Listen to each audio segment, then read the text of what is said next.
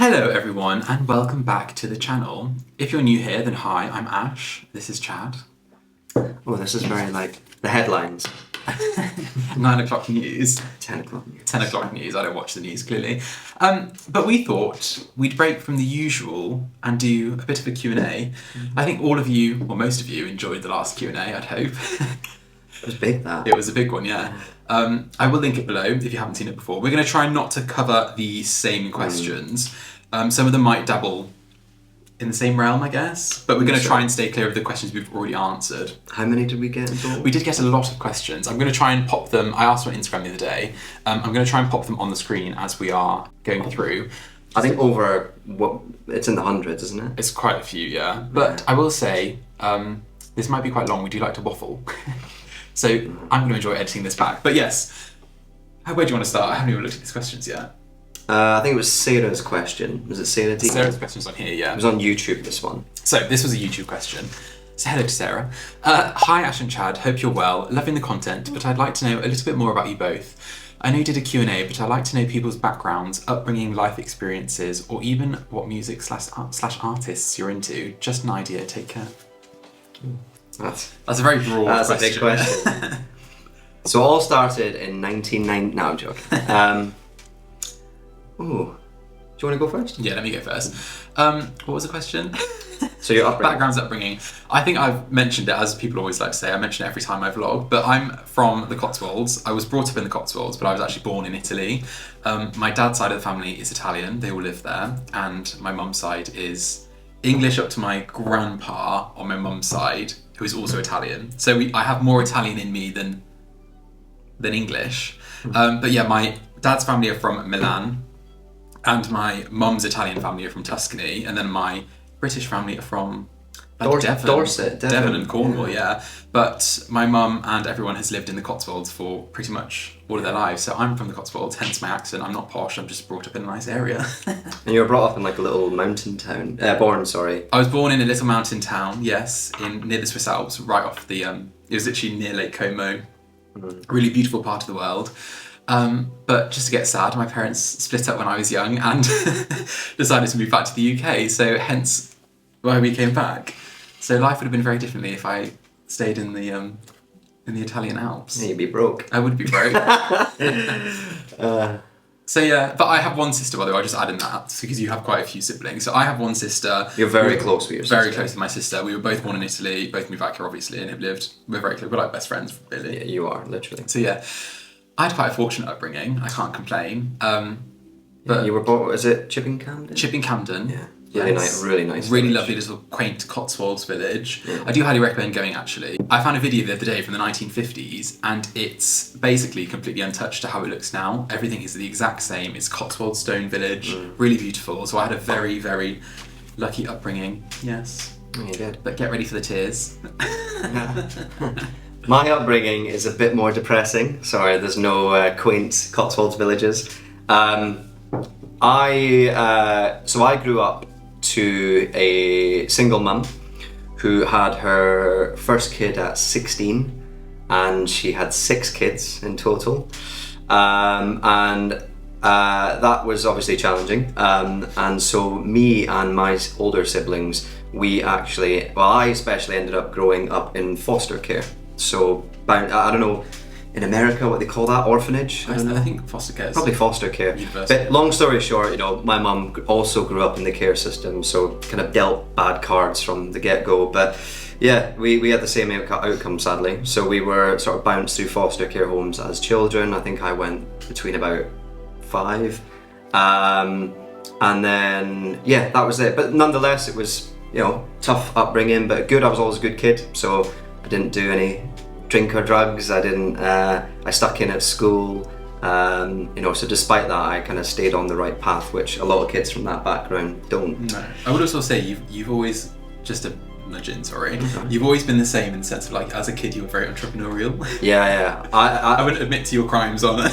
No, I'm not going to say what I did as a kid to have money and keep myself not alive as much, but I was very entrepreneurial, let's put it that way. But look, long story short, so grew up in foster care back then in Scotland, because I'm a little bit older than Ash, but in Scotland, you were an adult at 16, which meant as soon as you hit 16, the government didn't care about you, you're on your own, you're an adult, so you can't stay in foster care anymore or anything like that. And I actually had to go into emergency homeless accommodation. So you'd go to the council and they would basically put you in a pokey little flat where your neighbours were drug addicts and alcoholics, and there was this little blonde-haired, blue-eyed boy sort of with rooms next door to, not so nice people. So yeah, it was tough, but I worked hard, I stayed on the right track, and managed to do well in my exams, go to university, and then as soon as I was done with that, got the first flight out of there. And I love my hometown. Like, I'm from Aberdeen, which is in the northeast of Scotland. It's known as the Granite City because all the buildings are made of granite. But it's a beautiful part of the country. It's a very wealthy city. It was the oil and gas capital of Europe, it still is, and I was one of probably the unfortunate ones who wasn't very wealthy. But yeah, it's that's just to be truthful. That's kind of my upbringing, which I'm glad I've said it as well, because I always find it quite funny when I read the comments, and a lot of people are like, "Oh, trust fund kid, and you can afford this because of daddy," and it's like, well, not quite. Don't assume. No, and I'd say it's also like, I think some people are sometimes taken aback by how direct I am as a person, because me and Ash are very different people. Very different. And a lot of people sometimes I see in the comments like, "Oh, Chad's very direct," or isn't afraid to share an opinion, and I think maybe that will give you an understanding why. Like, my background, you kind of had to be tough, you have to be direct, you speak your mind where I'm from. You don't shy away from your opinions. So yeah, I think it's a bit the Scottish inside you as well. Yeah, you like to have a bit of We're very yes. Not aggressive. We're aggressive very. Is not the right word, but you're very authoritative. Very proud. Very proud. Yes. People. Yeah. So, yeah, but again, it's not a sob story. Not it's at all. not like feel sorry for Chad, because I'm not obviously going to speak for you because I didn't experience that, and your upbringing was very different to mine. But you've never sort of portrayed it in a way you want sympathy. Oh God, no. Because I feel like you're one of the prime examples of you sort of live through it and make your life better. Yeah, look, I've gone on I'm to. Just chatting absolute. No, it's true. I've gone on, like, it was terrible, but when I look back on it, I wouldn't change. It sounds weird to say I wouldn't change it, because so many of the traits and the characters I have today that have afforded me the life I have today, to get to the top of business in my career, to effectively be retired by the time I'm 30, and all these things I kind of owe to that background and that upbringing, where I had to work twice as hard as everyone else. I could handle insane amounts of stress that other people in my industry can't handle. Every time I get knocked down, I'm so used to picking myself up, whereas other people have never been knocked down before, because my industry is a very middle to upper class sort of industry. So yeah, no small violin. It's so many amazing things about it. I mean, imagine being a kid and not having a bedtime and being able to stay out as late as you want and be where you were. So, good. Anyway. So yeah, now the doom and gloom is over. Yes. Next question. We'll touch on this one because we have talked about it previously in depth, I guess. Next question. Are you still planning to buy a place in Italy? And if so, do you have a time scale? As Chad is the money man, I'll let him answer this because I'm very intrigued to see if there is a time scale. Yeah, so I think the reality is we could buy tomorrow in Italy if we wanted to, but depending on the... Well, no, but that's what I'm getting to. We want the dream house there. Yeah. So I see the house in Italy as a family home that will be put into a trust and pass on to kids and never be able to sell it, and it will be a kind of family heirloom for hopefully a long time. And therefore, I'm not really willing to budge on what I want. I want the farmhouse with a lot of land. I want exposed bricks on the outside. It has to look a certain way with the tile on the roof. I need to have the cypress trees running up to the house on the road. Sounds cliche, but the reality is in Tuscany, which is where we're looking, they're just a lot more expensive than they should be. So could we get something a little bit less grand? For sure, but the annoyance of knowing we're going to then eventually sell that one and move again. So I think we're kind of saying to ourselves, we already vacate there 2-3 times a year. Do we just save up a bit more, hold out for that dream house instead of just rushing and getting one that isn't quite perfect? Because again, we want this to be a family sort of institution house that passes down the generations. We know we'll spend half of the year there, so it's really important So yeah, it's on the cards. If not this year, hopefully next year. Yeah, I would say we are planning a few trips this year. We've explored most of northern Tuscany, and I'd say we're looking to do more so southern Tuscany because we want the rolling hills. And I know this sounds like a little dream, but it's very realistic for us. Yeah. So I don't want to sound like I'm dreaming, but no, it'll happen. It's just it's not something we're rushing. It has to be the perfect house in the perfect area, and the areas we're kind of looking is slightly more central in southern Tuscany, so around Siena, Montepulciano. Montepulciano. Say it again. Montepulciano. Montepulciano. Get this right. I said that wrong. And yeah, the reality is it's a very in-demand area. So there's not a huge amount of houses there. It's very competitive. A lot of Americans and stuff buy, so the prices are just a bit inflated at the minute. And Italy's also the most bureaucratic place, so you don't really want to buy and sell. It's you want to find painful. somewhere. Yeah, it's painful. Whether it's lawyers, estate agents, the local town hall, it's just a nightmare. Yeah. Next question sort of feeds into this. This one. Do you have any plans to get married? Yes. So we've been together. July will be 6 years. 6 years, yeah. 6 years now. Call me old-fashioned, but I'm not somebody who wanted to rush marriage. The reason being, this is going to sound very doom and gloom, but there's a reason over 50% of marriages end in divorce, and it's because people get married too soon. They've been together 2-3 years, and then they think they're ready to do the biggest legal, financial, life decision ever. And I think that's reckless. And I think we both said we'd like to stay, prove we could stay together a long time and have the same ambitions and same goals, and then we do it. So yes, it's on the cards. Yes, I'm aware time is of the essence. Time is ticking. But I think one thing that's quite interesting, as we've said, is I think we have no issue getting engaged very soon. But the wedding, we both know we'd like to have the wedding at our Italian house. This is another reason we're not willing to sacrifice on what we want, because we'd actually love to have the wedding on our land, in our house, have our friends and family staying there. Very small. Yeah, we want a small kind of intimate wedding, but we want to have it on our beautiful land in our house, and put on amazing spreads and have everyone eating at a long table and all the sounds cheesy, I know. Yeah, we're not gay. So I think, long story short, yes, we will. And I think we can be very quick with the next one, which is, do you want kids? Yes is the answer to that as well. Yeah. We're not going to bore you with the details there because it's very complex in our world. Long story short, yes to that as well. I've got a juicy one. Well, juicy to me. It's probably not juicy to anyone else. What design choices will we never find in your home? I would say this is quite obvious, maybe. I'm a fan of... And people probably say that I'm not a fan of this, but I'm a fan of timeless choices. So things that don't really age. I think there are certain things that do, and I think certain trends. I think if you follow trends, basically, you're going to fall into a pattern of it's going to date quite quickly, and it's not much longevity in everything. So I would say classic choices are always going to be in our homes, whether it's traditional British interiors in our British home. If we move to Italy, it's more so stones, natural textures. Yeah, but I guess the question is, what would you not have? I'm going to get to that, trust me. So, specifics. What I would not like in a house. Potted plants.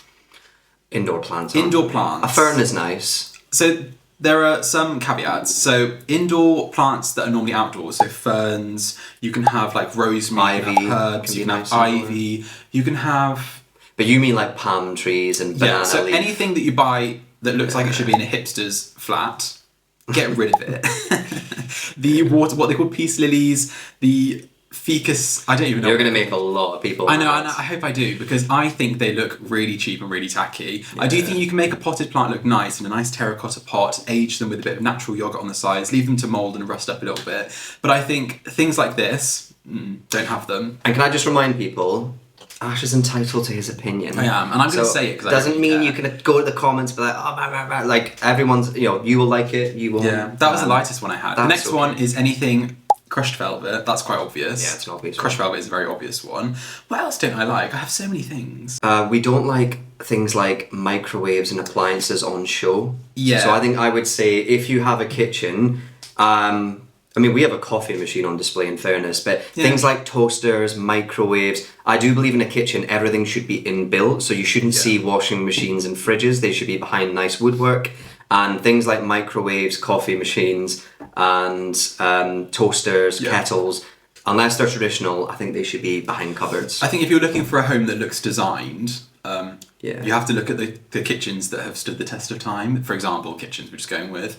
And if you look at Devol kitchens, if you look at these designer kitchens, nothing is out. It's just all simple. There's natural like woods. There's marble. You know, nothing's on display. So I think... What else don't I like? I'll jump in while you think. I really don't like a beige home. And what I mean is, I think it's people who go for... Again, it's absolutely fine if you do this, but when your house is just a different mirage of like beiges and sort of browns, and you know, your furniture looks like something out of like a Neptune book, I just think it's a bit... You'll walk into a million houses and half of them will look like that. Yeah. So I think, okay, it's fine to have the Scandinavian simplicity or the Neptune style sort of beige home, but I just think it tires very quickly. And one thing I love about our house, I really think your house should be unique to you. And it's kind of your point around trends. If you're just following trends of, you know, what some sort of furniture companies say your house should look like, I just think it's...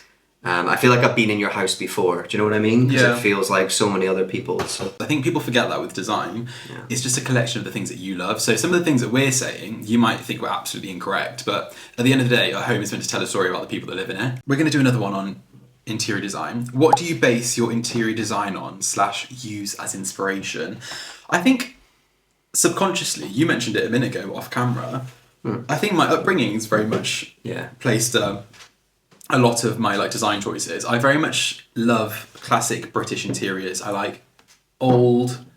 Yeah. I do like modern versions of old, but I think that if you stick to the classics, you can't really go wrong. No. So I was brought up in a very beautiful Cotswold stone area. Everything there is very Georgian. There's not much Victorian stuff where I used to live. No. But then I was close to a town called Stratford-upon-Avon, which is where Shakespeare's from, so it's very Tudor. So a lot of old English architecture, I guess. And I think that inspires me quite a lot. And then when we go to Italy as well, sorry, just to talk about me a bit more. I'd also say that when we go to Italy, I pick up a lot of inspiration from Italy.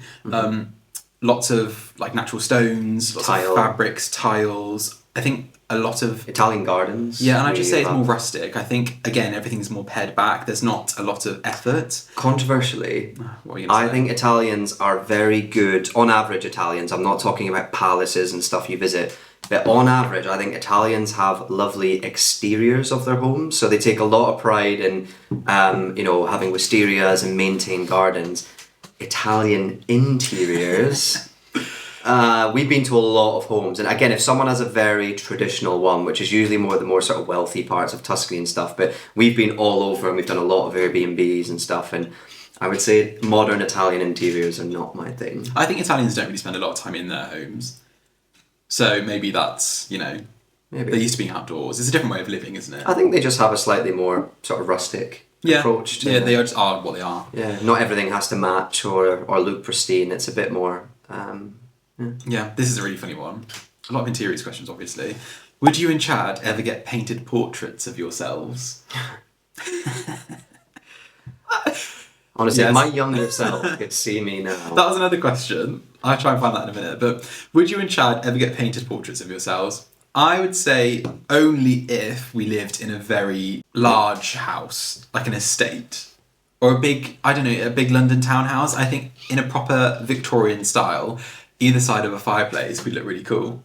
Yeah. Dressed in like a proper, you in a kilt, me in like an old suit, and painted in an old-fashioned way. I think that could look quite cool. Yeah. Not with modern haircuts. You can have like a fade and stuff. So you'd have to grow your hair out and be a bit rugged. But I think there's a time and a place, and I'm down for it. I'm up for it. If you know any painters, hit them up. Yeah. Leave them in the comments. Yeah, I don't know. It's one of those things where like we love old paintings and portraits. We have many around the house, and on one hand I'm like, yeah, absolutely I would, but on the other hand I'm like, oh, is that a bit like pretentious? It used to be such a tradition in families in Britain, and obviously it's died out. Now often you just see like families with a photographer and they're like laying on mats doing this. We did that at a photo shoot when we were younger. It's like a white roll and you just sort of lie like this. We all did it. Yeah. Why does Chad not like Southwest London? Someone asked, why does Chad not like Southwest London? You can answer that. I'm not getting into this. I don't dislike Southwest London. I think I often tend to not like a lot of the people I meet who are from Southwest London. Like, I've always loved East because people are a bit more real. It's a bit more artistic. The food scene, the coffee scene's better.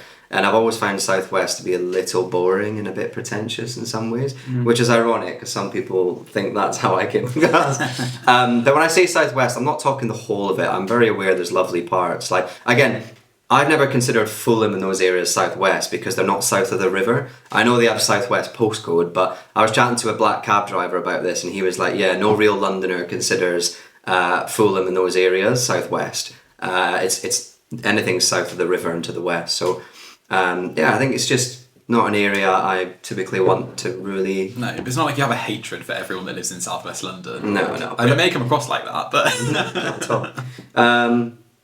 But London's one of those places where, like, no area is that great. Like, it's such a... You can be in the nicest area and then 2 streets away it's the complete opposite. London's just this sort of mix of everything, really, like architecturally and things. So sorry, I'm listening. I'm just looking at new questions. There's a few about money. Do you want to talk about money? Depends what it is. If not too personal, how did you get the deposit / meet affordability for your house? And then someone else asked, we'd be keen to hear the thought process RE house hunting, especially how you think about the value for money aspect, also looking to buy.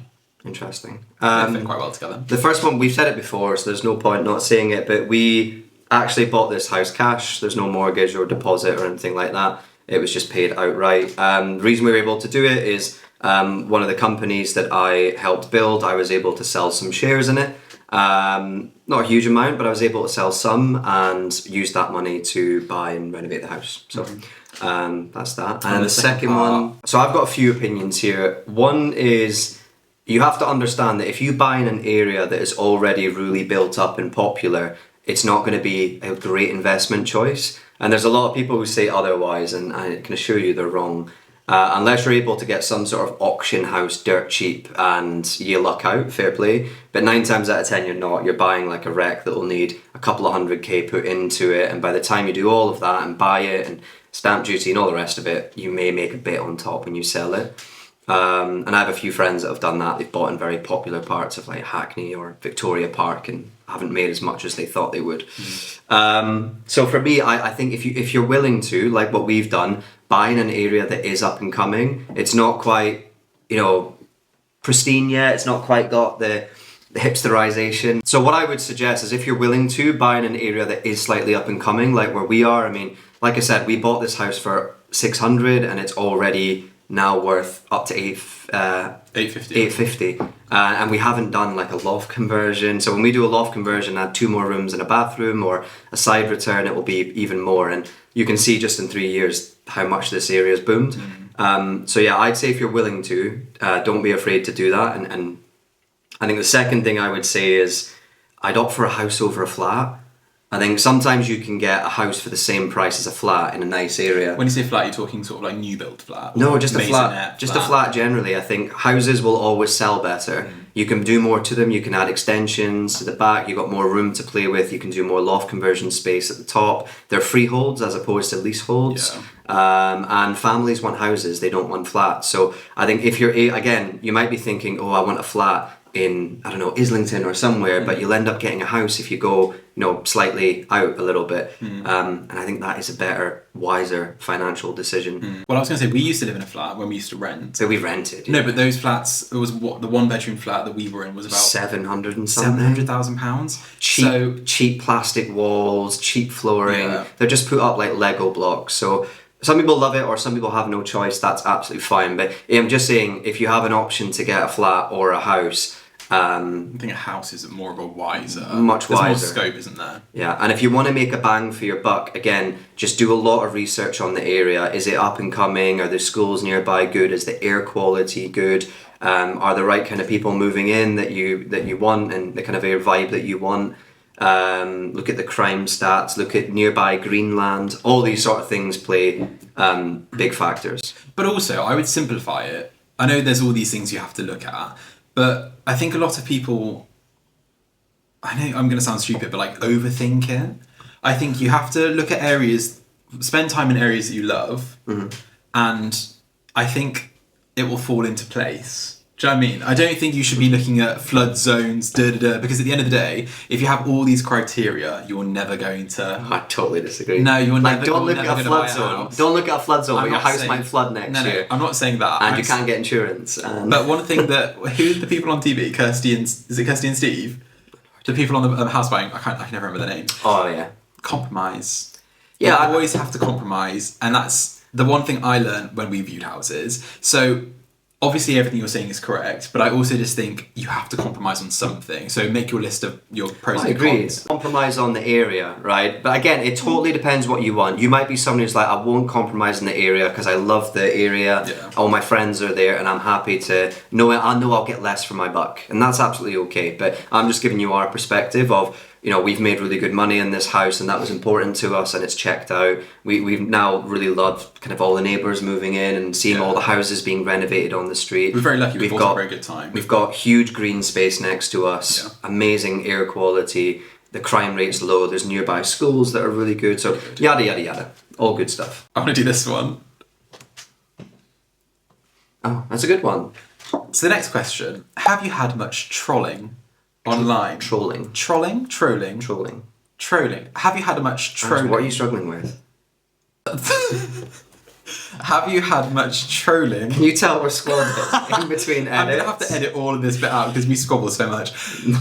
Have you, an Italian and a Scot don't mix very well, have you had much trolling online? I'd say we're both quite fortunate in the sense that not really. Obviously, we do get a bit of kickback sometimes, as everyone would if you're posting anything online. There's people aren't going to like everything you do.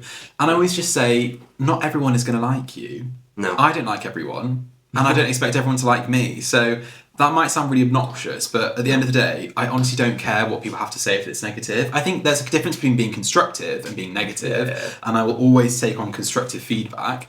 But if someone's just being downright rude, I will be rude back to you. Yeah. You're on my channel causing hate, and I think Chad is very much in agreement with this. Yeah. The way I grew up, if someone punches you, you punch back. Punch back. We don't condone violence. But at the same time, it's kind of like, I think you nailed it. Not everyone's going to like you. It's just like real life. Some people will be like, oh, you're too posh for me, or some people will like you. You know, they'll say all these kind of things. On the other hand, if you're going to put yourself online and you're going to do this, you have to expect it. Yeah. Like, you can't live in some little cotton wool box where no one's going to say bad things about you. It'll happen. And like I said, I think we're confident enough that it's just water off a duck's back. Yeah. I think if it's constructive, agreed. If it's someone being polite and constructive and saying, oh, I didn't quite like this, that's absolutely fine. Or if they didn't like what you said, like, can you explain it a little bit more? And we're always happy to explain something. But I think there is a difference between being rude and being... Yeah. But at the same time, it's part and parcel of this life. Yeah. Like, it'll happen, and the bigger Ash gets, the more it'll happen, and you just have to kind of ignore it. Yeah. I would say advice, though, if you're looking to do this as your career, or if you want to post stuff online and you get put off by the fact that people may be a bit rude, just block them. It's really not a big deal. Just remove the comment, block them, and they're gone from your life. Someone here basically wrote, thinking of buying a Victorian home, they're worried it will be cold because these are older houses. It's like anything, not really. Our house is roasting, even in the winter. You've just got to do the right thing. So when we moved into this house, it was freezing. There was just exposures on the floor. Windows. Bad windows, bad radiators, you name it. So first thing is insulation. Make sure under your floorboards, all areas where there's cold, just make sure you pack insulation down there. That will really stop a lot of drafts coming in. We replaced our front and back door. Again, before there was wind getting in. But again, if you get good quality wooden doors, you won't have that problem. We got a brand new boiler. Again, that improves efficiency and heat and water in the house. We got new radiators in the whole house, and we got new windows as well. So all the things in old houses you typically need to replace when you're renovating. As long as you do that, I guarantee you won't have issues with cold. Our house is literally roasting all the time. And then someone else said what to expect from buying an old house. Obviously, we've only lived in this house. Like, this is what, 100 and something years old? It was built in the 19... I think it's 120 years old. I think it was built in the early 1900s, like 1901 something, so yeah. Yeah, it's 120 years old. What to expect? Wonky walls. So your walls won't be straight, your ceilings won't be straight, your floors probably won't be. These houses move over the years because of weather and other things, so Expect that when your plasterer comes in or your joiner comes in to do something, that nothing's going to be perfectly straight. It's all going to be wonky, and they'll have to work to that. But they'll be used to it, because all these houses are the same. They're all a bit wobbly and whatnot. Sorry, I read that wrong. It's what do I accept from an older house? So like damp and stuff, I would say. Yeah, damp. Please don't be afraid of damp. It's such a thing where people are like, I can't buy a house, it's got damp. Don't be afraid of damp. It's such an easy thing to fix. A lot of people get spooked and think, oh my God, the house has got damp, it's going to fall down, I can't buy it. Literally locate the source of the damp. Any competent builder will do that. Is it a drain? Do you not have a damp-proof course? Is your tiles outside too high? Whatever it may be. Do you have a leak in a pipe under the floorboard? We had damp on every wall. And all we did, we located the reasons. It was fairly quick to locate it. We then smashed out all the render and just had it all replastered, and then put a DPC, a damp-proof course, on the outside. We've never had a hint of damp back in 3 years. So it is the easiest thing to solve, and I guarantee you in 90% of most houses, you will have damp. Where you maybe need to be a bit more concerned is if you have like a cellar or basement, or if you're a masonette that goes really deep, because a lot of the times you really need to tank them out. Tanking is like a procedure, and there's no guarantee damp won't come back and back. So we viewed a property recently, and I asked for your guys' opinion. Stank of damp. But a lot of people were giving their experiences, saying they either lived in like a downstairs basement, or they had family, and there's always issues. Apparently, even if you do the work and fix it, sometimes it will still penetrate through. So be wary if you're viewing houses of damp. But again, if it's something, I'd say ground level, it's normally something you can fix, but basement level, I would be a bit unsure. I should say, when you buy a house, you'll often have a person go around and do a survey. So they'll do a survey and tell you all the things that are, wrong with it. And if there is an issue with lots of damp, you can negotiate money off. So you can sit there and say, okay, look, you want 600 for the house, but for me to get, a plasterer around to smash it all out and a plumber around to fix the leak, whatever it may be, it's going to cost me about $5,000. So I want that off and you'll be amazed how many times if they don't have a lot of other offers on the table, they'll do that. So just a little trick. I was quite good at going back and saying, and you should be good at just identifying things and trying to negotiate the price if there's a bit of work that needs to go in. Next question we're going to combine two as well. So first is, there was actually a really specific question on how did you grow your YouTube so quickly? And I wouldn't say I've grown it the most quickly I've ever seen in my entire life, but I would say, in the past, 8 months, 9 months now, 10 months, can't remember. I've gone from 0 to obviously, I think it's now at 33,000 subscribers, which is incredible. So thank you everyone for following along. Instagram is nearly 140. Instagram's 135 at the moment, yes, nearly 140. And TikTok's not too bad. TikTok's 47, 49, I can't remember. But I would say Chad's probably the key to my success in this, because Chad very much understands how to grow something. And I would say what I've learned is you have to obviously, I don't want to say niche, but you have to have something you're known for. Yeah. If you try to be a jack of all trades, it usually fails. You can be a jack of all trades after, and I'd say I still haven't got to that point yet. But I think people need to know you for something in particular. For me, obviously, it's home renovation and I guess interiors. And I think the way you grow quickly is people knowing that you do that and you do it well. So you have to have your evergreen content, the things that gain you followers. Obviously, there's no magic button that you can press that makes it happen. You don't gain 1 million followers overnight. If that was a thing, then everyone would do it. But I think you have to nail down what you're doing. And at the end of the day, I always say this to all my friends who always moan that I got into this and they haven't. The difference between you and someone doing this is they're posting something. All it takes is for you to try and post something. Stop saying, I can't do it because I don't have a camera. I can't do it because I'm too nervous what people think.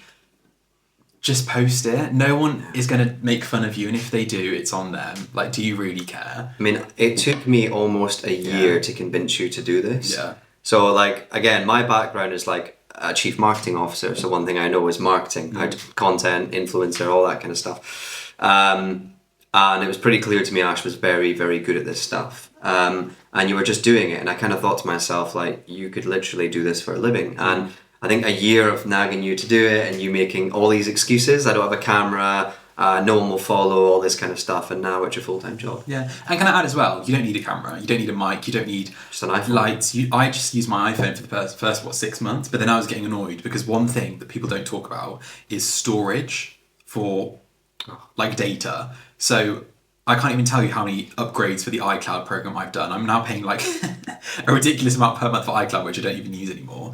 But I'd say just use your iPhone. So many people that I know use their iPhone. There's literally nothing stopping you from posting about anything that you want to. And it takes time. Some people grow really quickly, other people grow very slowly. But I think if you don't post it, you'll never know. So don't be afraid of doing it. Hopefully that helps. What was the other one? If YouTube wasn't a source of income, what would be your next dream job? Can I go first? Because you're taking really long. I would love, if YouTube wasn't my main source of income, I would love, I don't know if you know this, I'd love to be a florist. I'd love to be like either in a garden doing something or maybe a florist. You mean like running your own florist? Yeah, having my own floristry, like a nice cafe, florist. I think come and make your own flowers, like bouquets. You'd be good at that. What's yours? So I have the dream job. I've always wanted to be a businessman, right? I always wanted to build companies and make them very big and successful, and that's what I've done for 10 years. So if I wasn't doing this, my dream job was always, and I didn't do it because of money, because it pays nothing, but was a police officer. I very nearly did it. I very nearly joined the police, and I wanted to rise through the ranks and blah, blah, blah. But again, being such a poor kid with no money, there was always a big drive for me to make lots of money and change my life and turn it around, and that never would have been possible in the police. So that would have been my... But I would say Chad is very, very tempted to join, was it PSCO? No, you get these things, they're called like special constables, which is basically like a voluntary police officer, but the reality is I just don't have the time. There's no time in the day for you to do that. No. But that would be fun. So if you see Chad in a police uniform, say hi. Sorry if you had to visualise that. Best flea market in London, I would say they don't have any. There isn't one. There isn't one. There's no really honest opinion. Sorry if I'm missing anyone or I've missed a trick somewhere. There are no good antique shops in London. No. I'd say, zone 1, 2 and 3, there's nothing. When you go towards... I'm not going to lie to you. There's nothing. There's nothing good. All the ones in London are catered to like mid-century hipsters, like Hackney Flea Market. Yeah. It's just really tacky furniture that's overpriced. We've gone to a few and they're not nice. Everything, same thing. And all the antique shops in London, even the ones that have nice stuff, they're extortionate. Yeah. You're talking like thousands of pounds for a little side table or something. So if you want just a good antiques market that's affordable, you have to go outside. And obviously we go to Sunbury Antiques, which is probably the best one we've been to, which is just outside of London, next to Richmond. Yeah. Kempton Park Racecourse. Yeah. And there's also other ones. So Ardingly, I think it's the IACF have antique fairs all the time. We've never been to those, but I'd love to go this year. Yeah. They host them all over the UK. But I'd say if you're looking for antiques, it is a searching game. You have to know areas. Obviously, I know the Cotswolds quite well, it's where I was brought up. So I know the shops there. But I would assume also there's further up north, like Scotland, I can imagine has the most incredible antique shops. Yeah. Obviously, if you buy anything, you have to FedEx it back because you can't take it in the car. And by the way, if you are planning to go to the Cotswolds, Ash did do a video on like where the best antique shops in the Cotswolds, and there's about 6 of them.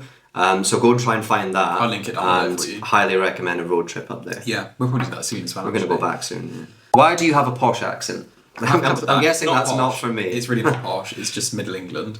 Have you decided on your bedroom colour and when are you starting it? So you might want to give a hint what's happening there, or no? You're working with. I would say I'm working with a brand I've not worked before, and I'm very excited about it. Yes. So more to come. But we're still testing colours. Basically, me and Ash have been going through a little bit of squabbles lately where I do like a dark and moody room, but Ash went OTT. Like I embrace the darkness. Yeah, everything. And again, our house just isn't blessed with huge amounts of natural light, and in the winter months, it was just depressing me. Yeah. So again, I wanted to change the bathroom colour. I went into Little Green on King's Road, and they were lovely in there. I found the colour truffle because I've always loved that sort of caramel brown, and that's what we've used. And now again, the room looks bigger, it's so nice and bright, the sun bounces so nicely off the walls, and again, the red was stunning but just not practical.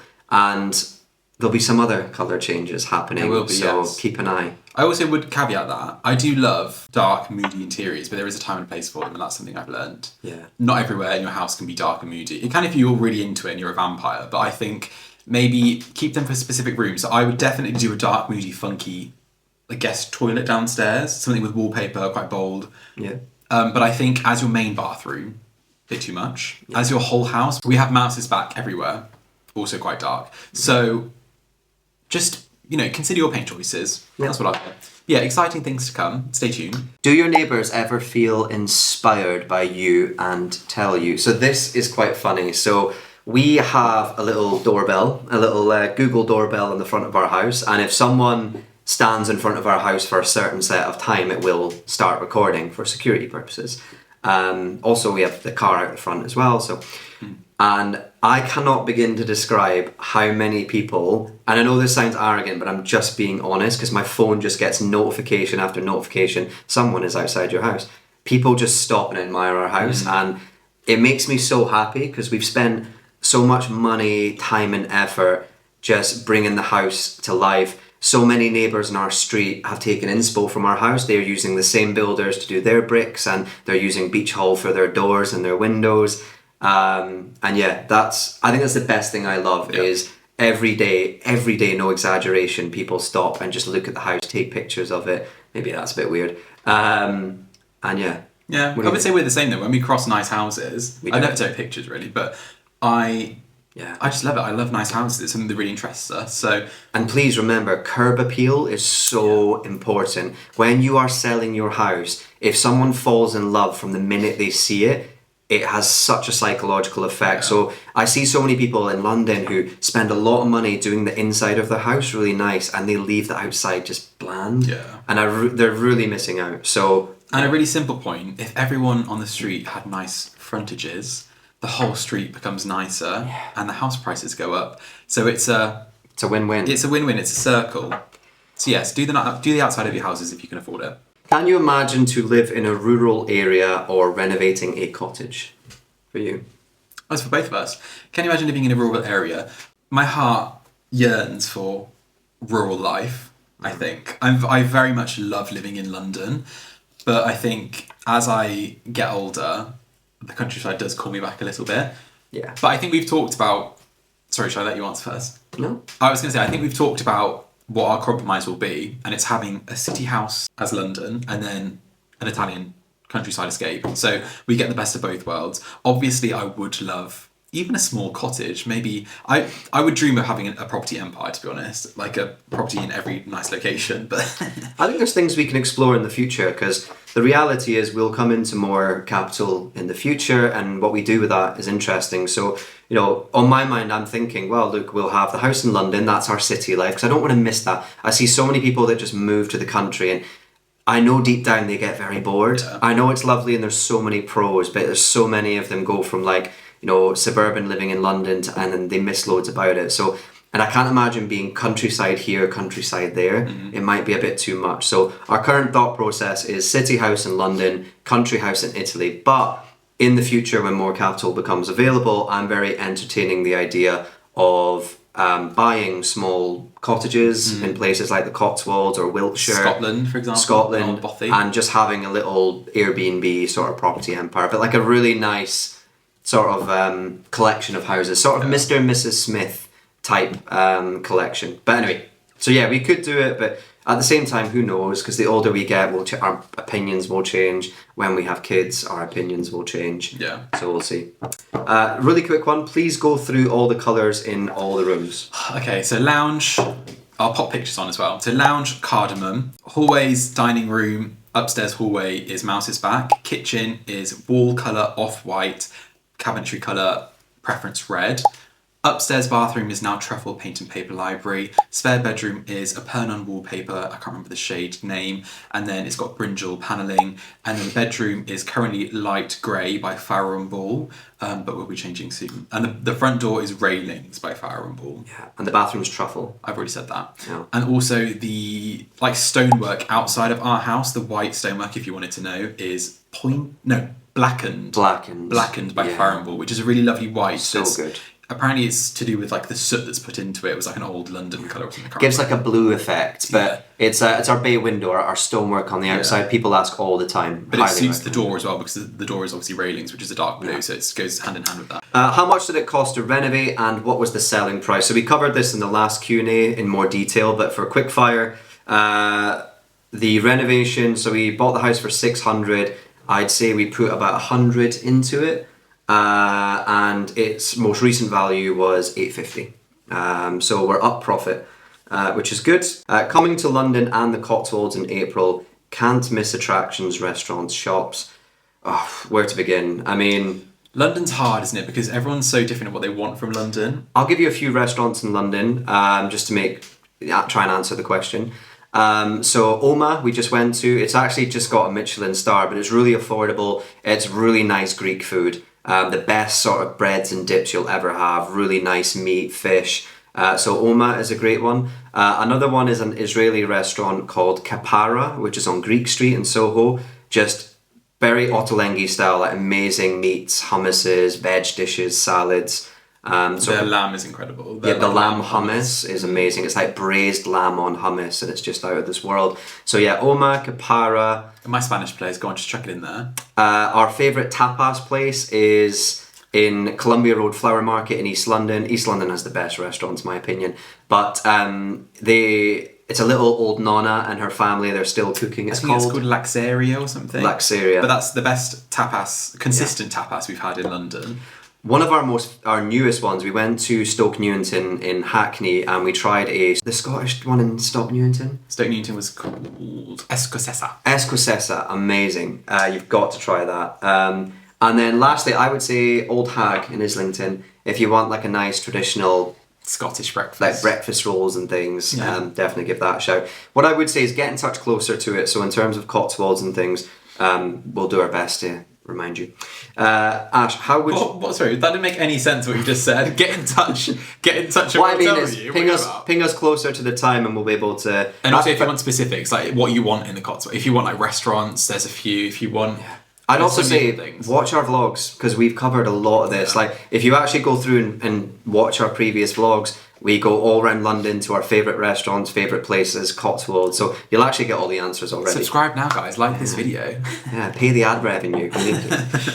Ash, how would you describe your fashion aesthetic? Old man.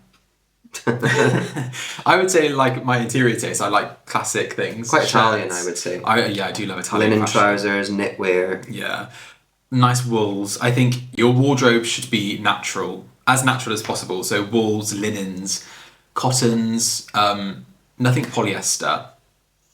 Yeah, just keep it nice and natural. I think for men. Oh, someone did ask actually where we get our shirts from. But I'd say keep it natural. Keep linen shirts from Charles Tyrwhitt have quite good quality. Yeah, I'd say shirts. The two places for linen, because I wear a lot of linen shirts. Yeah, I'd say on the cheaper end, M&S. If you want just sort of cheap ones and you want to get a whole bunch of different colours. If you want slightly better quality but double the price, like Charles Tyrwhitt's linens, better quality. Yeah, we can get Ralph Lauren like shirts, I guess. Might be a bit boring for some people, but I'm not really a fan of like fast fashion, so I'd rather spend a bit more money on one thing. We're not designer people by any means. I don't have anything designer in mind. You can call Ralph Lauren a designer, I wouldn't really say. Yep. How do you deal... Just right, Chad's over that point. Sorry. No, keep going if you need. No, it's fine. We'll stop now. I'm always just conscious we speak way too long on questions. We are wafflers. We'll go back and maybe see, because I don't want you all getting bored. But how do you deal with storage in your home? That's quite a good one. Yeah, I would say you're never going to have as much storage as you want. You'll always need more. But I guess we're not very, because of you, we're not very, what's the word?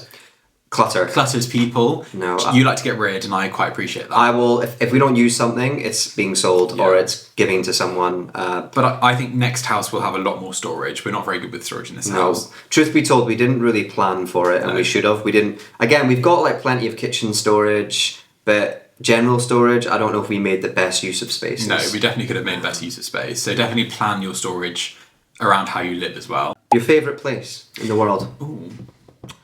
For me, I'd say it's one of two places. It's either Tuscany. I'm rarely happier than when I'm there with a glass of wine. Or the Scottish Highlands, where I'm just, it's silent, there's no people, I feel free. Yeah.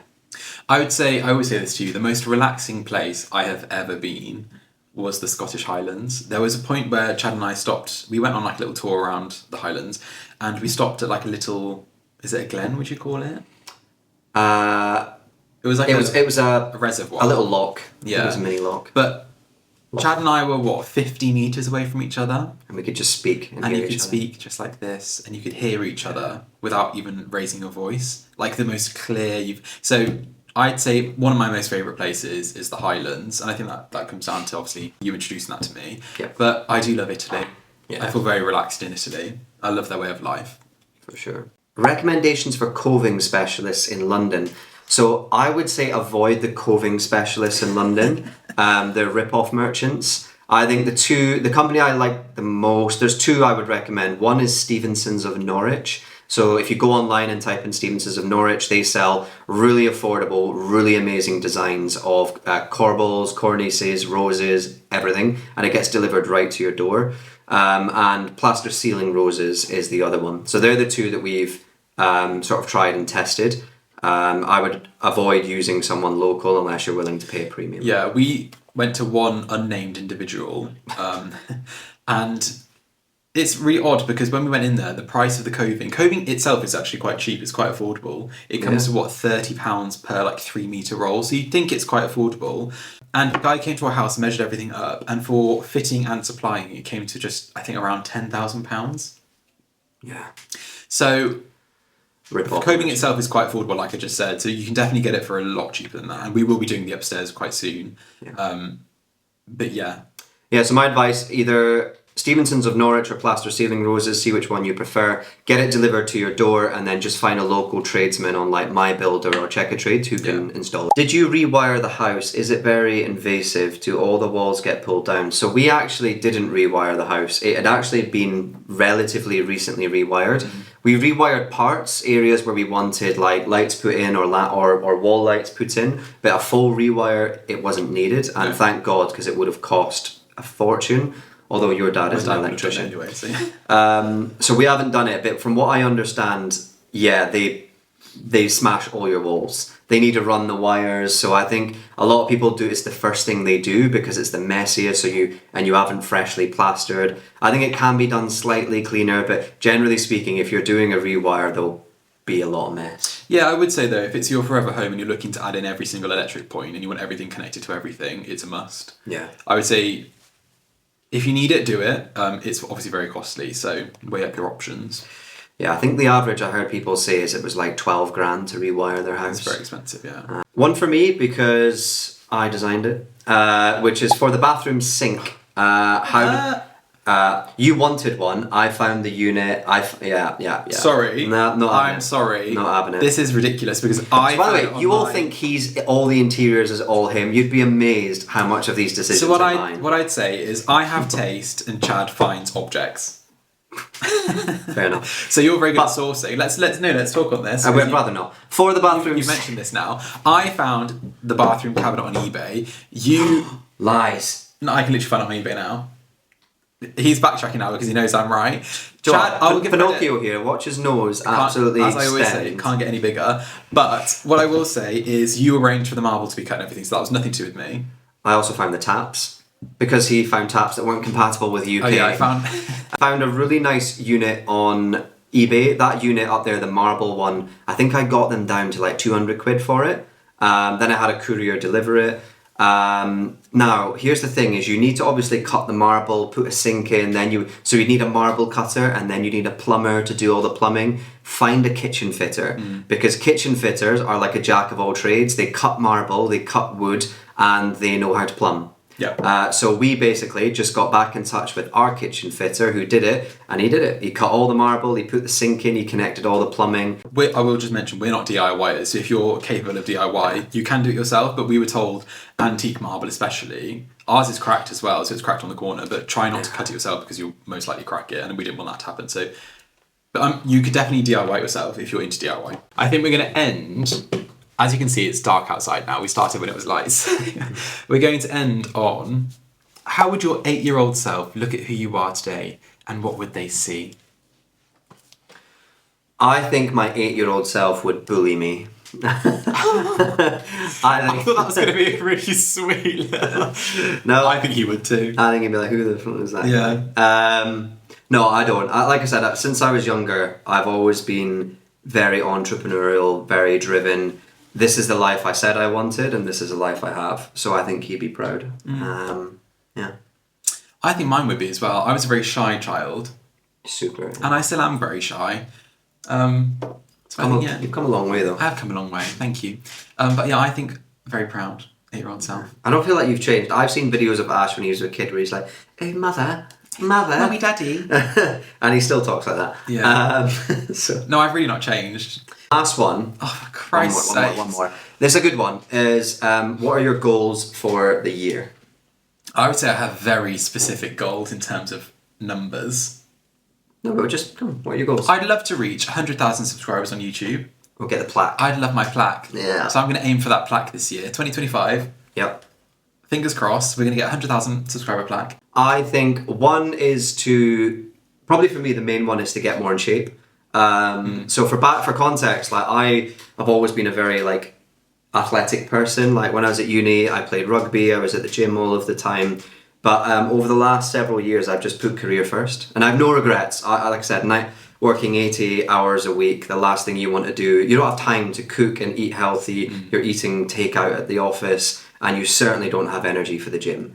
So I have no regrets, because by putting my health to one side and focusing on career, the results are, I wouldn't change them for the world. I've achieved everything I want. But now where I have a bit more of a work-life balance, I'm prioritizing kind of losing a bit of weight, putting on a bit more muscle. I'd love to know what you guys think of that. Yeah, we just winged this, to be honest. Yeah. We just wanted to read through the phone and not overdo it. Hopefully it was interesting. Hopefully you've stuck all the way through, and I think we'll leave it there. We're going to leave it there because we look like the most pale vampires. It's dark outside with the lights on. So thank you all for watching. If you haven't yet, please do subscribe. We've got lots more videos to come. I do post once on a Thursday and once on a Sunday every single week. And sometimes Chad will make an appearance, unpaid. It's volunteer work. And go to Instagram as well, because the content we put on there is completely different to the content on here. Yeah, I'll leave everything linked below, so Instagram, YouTube, TikTok, if you really fancy it. But yeah, thank you guys for watching. We shall see you very soon for another video. Have a lovely week.